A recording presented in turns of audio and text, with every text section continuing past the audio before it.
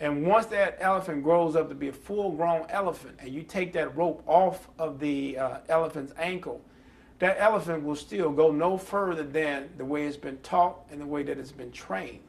And I use that example in terms of African Americans. If you take the kind of music that our people listen to on a daily basis, it's not the kind of music that liberates, it's the kind of music that really mentally destroys the God-like spirit inside of you. So if you listen to junk or filth, and the same thing holds true for people who read. You know, if you read the kind of books that inspire, motivate, and liberate the mind, then your actions are going to reflect that. It's the same thing as far as music is concerned as well. And so again, I believe that the St. Louis artists, as well as artists around the nation, particularly African Americans, have a social responsibility to produce good music. Most of the homes that I go into on a daily basis, 80% are run and operated by women, 80%, which means that 8 out of 10 fathers are not in the home. So there's a program called the Tahi Youth Group, which I'm a part of and have been a part of for the past 25 years. What do we do with the Tahi Youth Group? Number one, the program is free. We offer personal guidance. We offer personal direction. We try to provide mentoring services. We also try to help the young brothers get jobs. That's critical in the black community. If 60, 70, 80% of the people are unemployed, then they have too much time on their hands. When people are working, then they're more focused. They feel good about themselves. Their self-esteem go up because they got money in their pocket. And that's a universal truth, a universal law that is applicable to any race, any ethnic group. When they're working, then they're more inclined to be family-oriented. They're more inclined to do the right thing, to spend money, and they feel good about themselves. When people are not working, then they feel a sense of helplessness or learned helplessness or a sense of doom, and so their behavior reflects that. So the Tahi Youth Group, they meet at 818 Cass Avenue. The program is free. A group of concerned black men who only want the best for young black boys. Parents are able to bring their program down. I'm going to give out a number.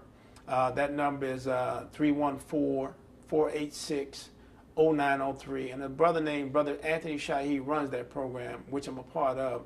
And I would just like to invite the community, if you have a son or young boy, and not that the child has to be in trouble, let's try to be proactive in the community. If the son or boy, young child is not in trouble, still bring him down to the program so that he can get the personal guidance of having a positive, strong black man in his life.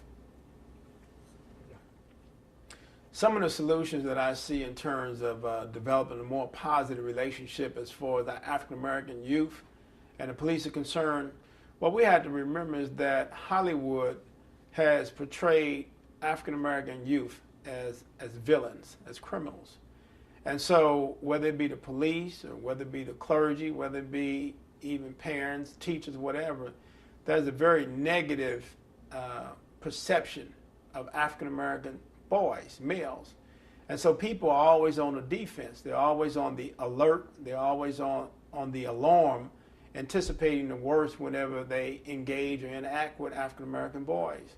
So one of the things that I believe as parents, as leaders, as community activists, we have to do is help our young people to improve their image, to a more positive image by wearing the kind of attire that is socially acceptable, which doesn't make you a sellout, which doesn't make you weak, which doesn't make you a punk, which doesn't make you, as the young people say, skeet or a coward, anything like that. But I think there's a time and a place for everything.